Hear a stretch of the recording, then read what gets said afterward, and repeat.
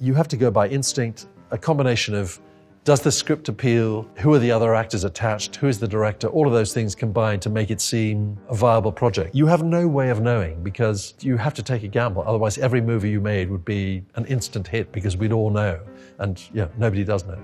As William Goldman, the late screenwriter, said, nobody knows anything.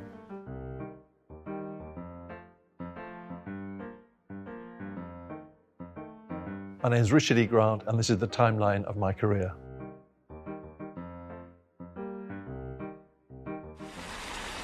What a piece of work is a man! How noble in reason, how infinite in faculties, how like an angel in apprehension, how like a god! The beauty of the world! I had been unemployed for 9 months before I got this part, so playing somebody who was bitter and twisted about being an alcoholic, unemployable actor was the best and unplanned life experience that I could possibly have had. I was 29 years old in the spring of 1986. They had tried to get this movie with an unpronounceable title, Withnail and I, cast. Daniel Day-Lewis had just come off a double whammy of appearing in Room of the View and My Beautiful Laundrette. So he was offered absolutely everything, including the lead in Withnail and I. Mercifully, he turned it down, and the casting director was then scraping around.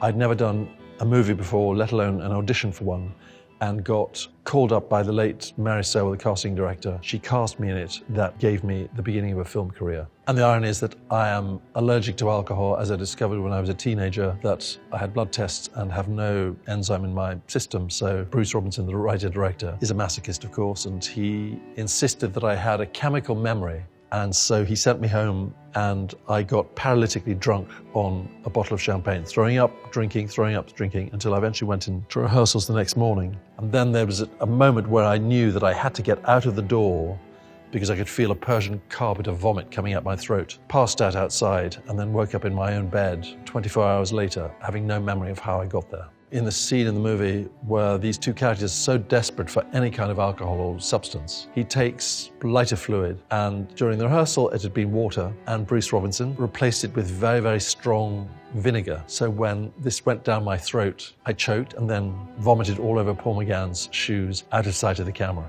Paul McGann had a big television series. He was very self-confident, and I'm 6'2", and he said, you know, you're never ever going to make it in the movies because everybody is height impaired like Tom Cruise. And I said, well, Clint Eastwood's over 6'2", and there are people that are over 6'2". He said, nah, you haven't a chance. He was, you know, it was funny and mocking, but I was convinced that I would never work again. And ironically, playing that out of work, alcoholic, drug-addicted actor has led to every single job, almost without exception, that I've had in the movie industry ever since. Would not Satan have saved you, were he thus inclined? Perhaps he'll save us both, Redfern.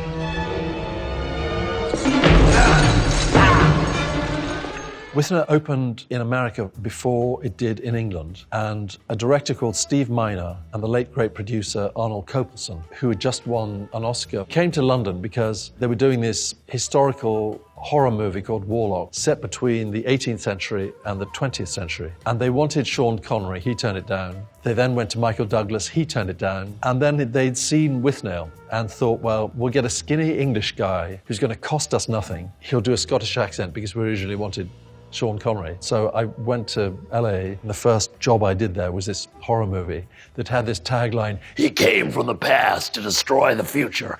And I know to say, Hollywood, and write it off as a superficial place of no consequence, but I absolutely loved it.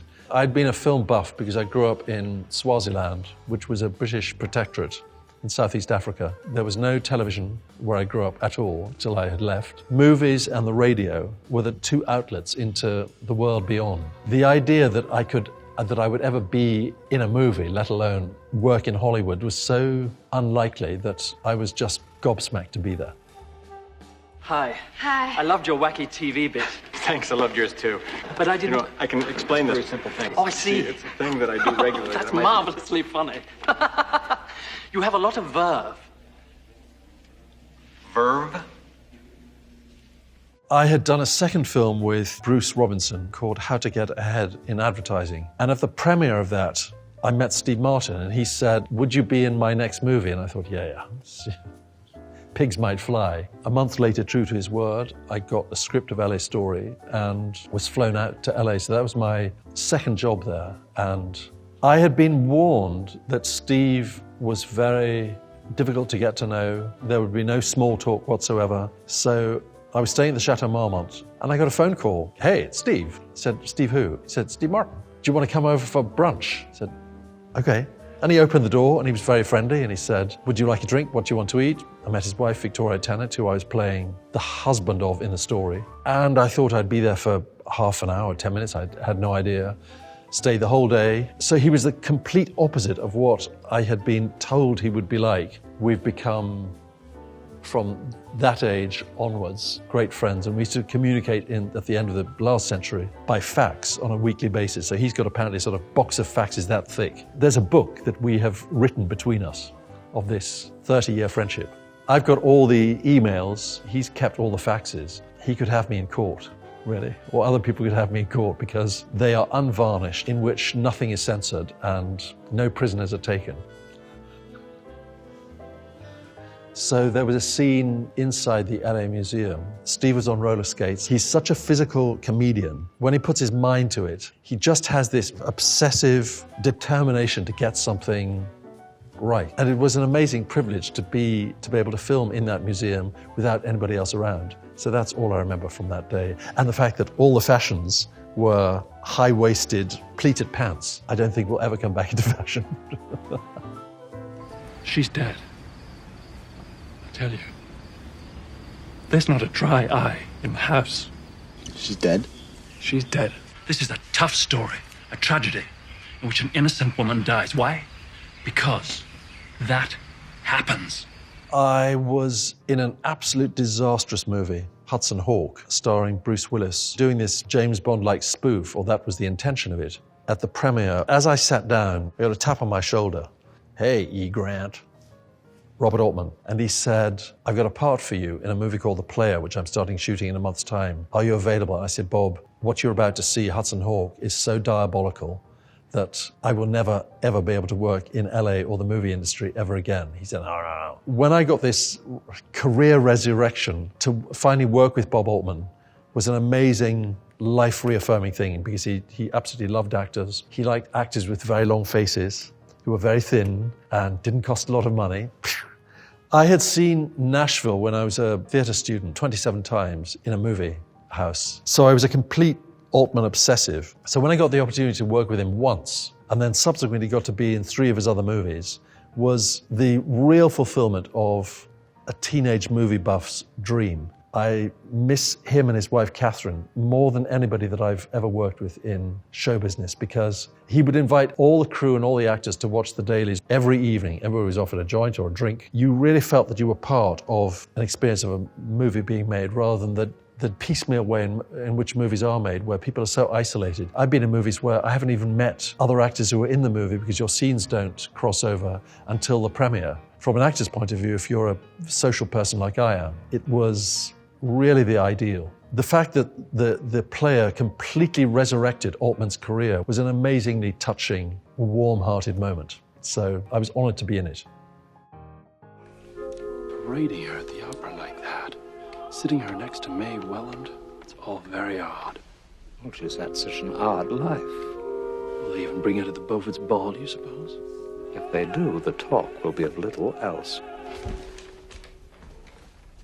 During The Player, one of the producers threw a party at which everybody in the room was Al Pacino, Warren Beatty, Barbara Streisand, Ellen Barkin, Winona Ryder, who was 19. She came up to me and blew fan smoke because she was still living with Johnny Depp at that time, and she said, Johnny Depp and I know every single line of Withnail, and she started quoting it at me. Winona said to me, you have to be in Dracula, which I'm doing. And I said, well, who's directing it? And she said, Coppola. I said, what power do you have? She said, no, I'm the one that's got the thing financed. Through Winona, I got to be in Dracula. And once I was in Dracula, I then got cast straight after that, again, I think because of Agent Winona in Martin Scorsese's Age of Innocence, playing a small part. But when I met Daniel Day-Lewis on the first morning, I did prostrate myself and I say, oh, Daniel, thank you for giving me my career break by turning down Withnail and I 4 years previously. And he said, arise, my son. The following day, he didn't speak to me for the next 3 months. And I didn't know what I'd done wrong. And I said to Michelle Pfeiffer, what the f*** is going on? She said, oh, it's because his character hates your character. Oh, okay. It was very unnerving. And then from then onwards, he never spoke to me until my last day. And then he suddenly broke out of character and said, "Hey, it's so great to work with you, whatever." Completely flawed. Working with Altman, then Coppola, then Scorsese, for somebody that had grown up on all of their movies in the 70s, was something that I couldn't possibly have taken on board. So both being Italian-American directors, Coppola works in an atmosphere of circus-like chaos. He said, "I can't cook for 2 people. I have to cook for 30. So when we were staying at his house, and every night he'd cook for all of us. People arrived with their dogs and their pets and their relatives, and there were friends. There was visitors. It was a very social, extended Italian family atmosphere. And that went on for the 6 or 7 months of the shooting. Flip to a month later, New York, Martin Scorsese, who speaks at bullet speed, as you know, everything was monastically quiet.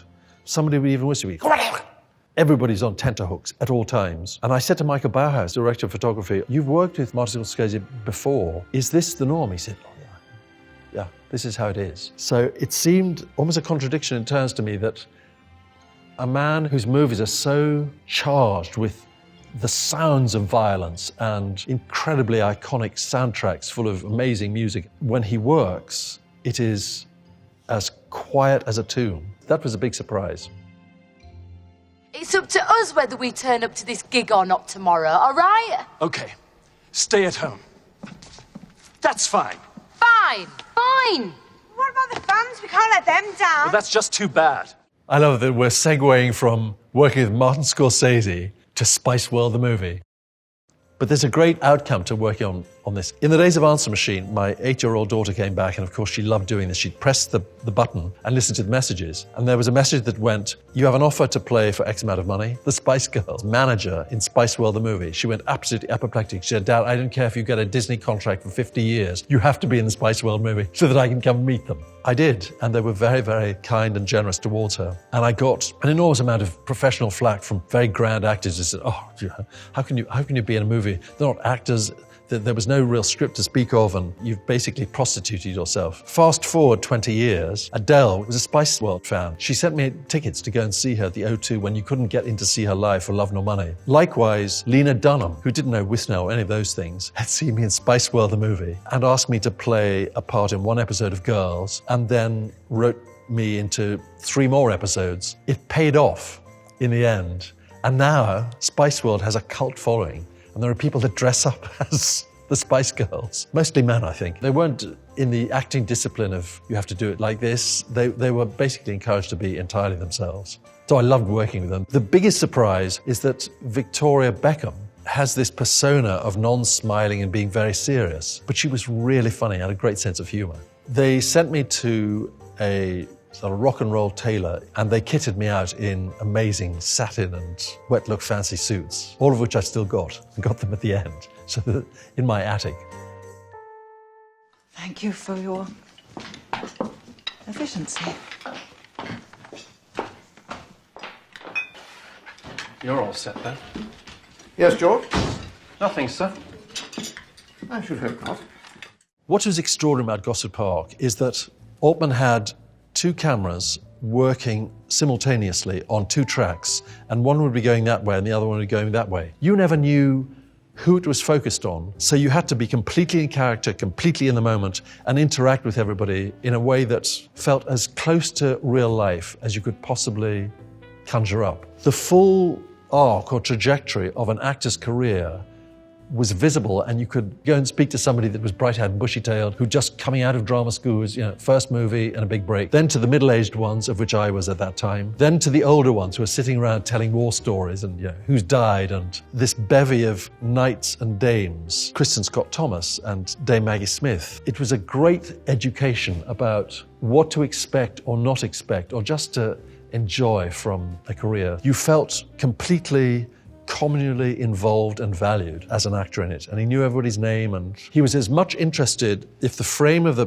movie was like that, of what was going on in this left-hand corner as what was in the center of the frame. He would microphone between 18 and 25 actors so that What happens in real life is people overlap, interrupt, or whatever, and he wanted that to be the nature of how a movie was made. I don't understand why most movies are not made like that. In 2002, when Gosford Park won Best Ensemble at the SAG Awards, it was at a time when award shows were not as they are now, these huge media events. But we were thrilled that we got one, but the kind of impact or import of it didn't strike in quite the same way, because it's like, oh, yeah, you guys got an award. Where? What? That's how it was. Whereas now, every corner of the English-speaking globe seems to know when the SAG Awards are on and the Golden Globes.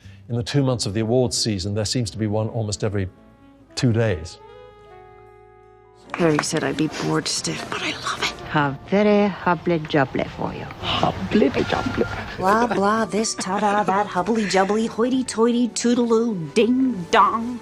Sounds like a load of old wah-wah. I had a very dysfunctional childhood where I grew up. My mother ran off with my father's best friend when I was 10, and I inadvertently woke up on the back seat of a car and saw her infragranted with my father's best friend on the front seat, which is the opening scene of my movie Wah-Wah. And Wah-Wah is what my American stepmother identified as the way posh English people spoke, or wah, wah, wah, wah, wah, like that. She couldn't really understand what they were saying. It was all lips don't move, it was all like that. It was really a coming of age when I was 14 and Nicholas Hoult played me. It was an amazing experience to go back to Swaziland, where no movie had ever been made, and being a first-time writer-director, I was able to recreate in all the places where these events happen in my life and film them, and have people that were middle-aged when I was young now in their old age playing extras in the movie. So it was a very cathartic experience to do that. And also, unlike being an actor, you are in control of everything. For somebody who's a detail obsessive, which I am,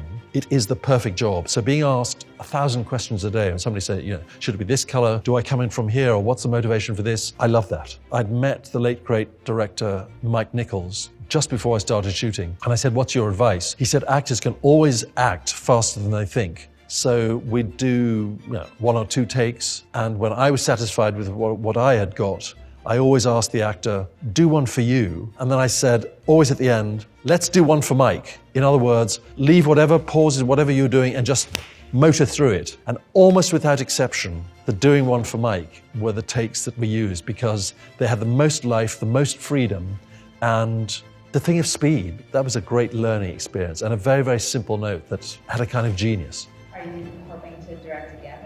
I am now on a movie that I've been told is fully financed, and we're in the process of beginning casting.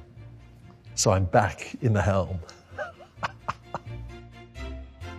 We have a letter from his mother. She's just heard about the fall of the Bastille, and her son was on his way through France. She was so desperate to get him home, she sent it by special messenger. Mothers. Some things never change. Lots of things never change. Julian Fellowes had written Gosford Park. That's obviously the first time I met him, and he got the Oscar for Best Screenplay. And there is a tradition in England that almost every English actor has been in a medical soap opera, a Dickens, an Agatha Christie, any kind of period drama that is going. We're always in breeches and tights or cravats, or it's just the way of English actors. They'd done 3 or 4 series of Downton Abbey, and I suppose they're probably scraping the barrel of who haven't we had in this program yet?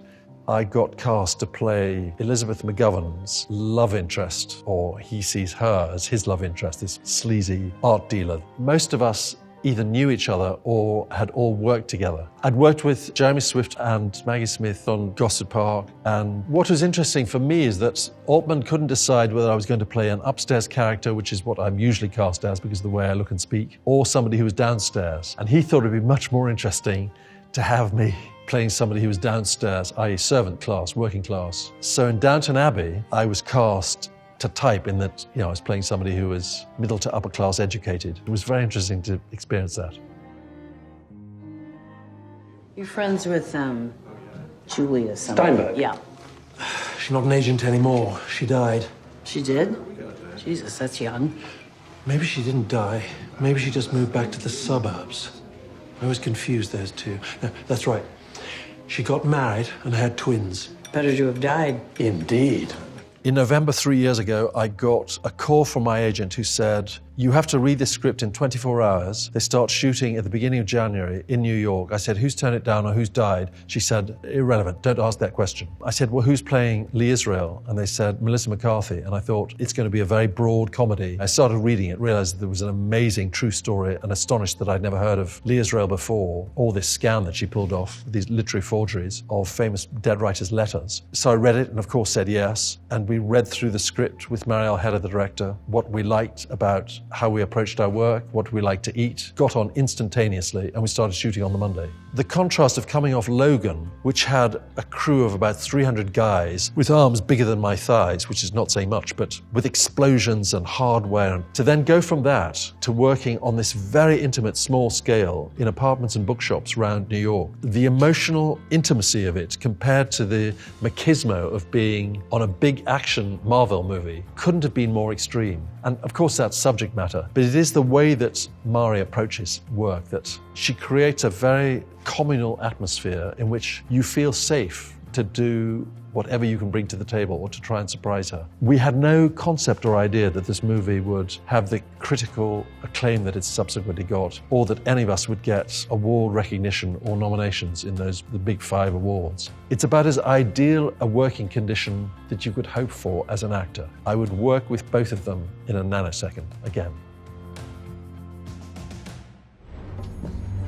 It was a coordinated incursion, Allegiant General. They overpowered the guards and forced me to take them to their ship. I see. Get me the Supreme Leader. Yes, sir. Tell him we found our spy.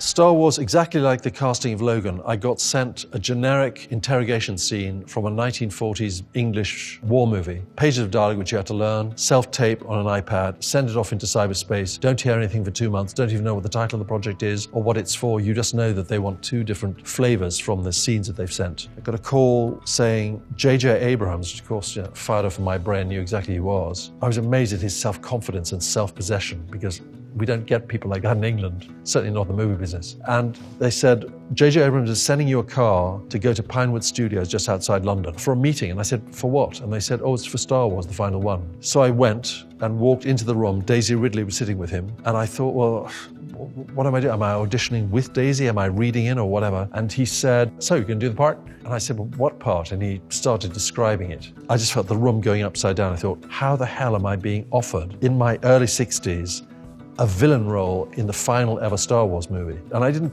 really believe it all the way through the shooting. I kept being convinced that I would be fired, cut out, or replaced. So every time I came into work, I'd say to JJ, please pinch my shoulder so that I know I have some physical evidence to show that I've actually been here. Because everything is filmed under incredible secrecy. You had to wear a cloak going from the makeup trailer into the studio because they had drones from various tabloid newspapers flying overhead. On the day that you worked, you would get the scene and you had to sign in for it and sign out for it at the end of the day and then learn it on the spot. Most secretive job I've ever been on. It was like Fort Knox lockdown. Nothing. I never even dared tell my wife and daughter the name of my character because I thought if they told anybody or my daughter mentioned it on social media to a friend, I would get exposed and fired. So it was a unique experience from that point of view. And I thought the movie was absolutely amazing in how he managed to wrangle all these 9 movies and satisfy so much of what that franchise ended with. And I think he did an amazing job. Having begun last year with an Oscar nomination, Golden Globe, SAG, all those things, and then at the end of the year to be in the final ever Star Wars movie, which I'd obsessively followed since I was a 20-year-old drama student in 1977 when I saw the first one. It's a year that will never be repeated in my experience ever again, so I'm very grateful to it. And it all happened in America. This is Peter. Peter is you if you ended your day in the same place you began it, with no change. Every day like the others. This is existing, not living. Now you know Peter. Squint your eyes and Peter is you. Enough so, at least, that I think we can jump right into the day something changes. During the run-up to the Oscars, Jason Segel contacted me via my agent and said, can I have breakfast with you at the Four Seasons Hotel? He then spoke with great erudition and he's very articulate and passionate about this dream project that he had in which he was the writer, showrunner, director, and lead actor. And he described what I was playing as a kind of, essentially a puppet master of somebody who is controlling a game where a whole disparate group of people start going on a quest and It's to do with identity and going into your past via virtual reality set on your head. He won me over, and I met Sally Field, and I said, have you read the whole thing? And he said, no. And I said, well, can I read the whole thing? And he said, no, it doesn't exist yet. We've got a couple of episodes that you can go on that, and this is the concept, and this is how we think it's going to end. But nothing was finite at that point. I thought, well, if Sally's taking the chance and gamble on it, I'll do the same thing. My father was dead at 53. I'm now about to be 63. So I feel that every year that I've lived longer than he did is a bonus. And that because he died so young, it has really made me appreciate the here and now and grabbing every opportunity that you can so that you don't end up, as many people that I know do by my age, of going should've, could've, would've, and that way bitterness and unhappiness lies. So seize the day.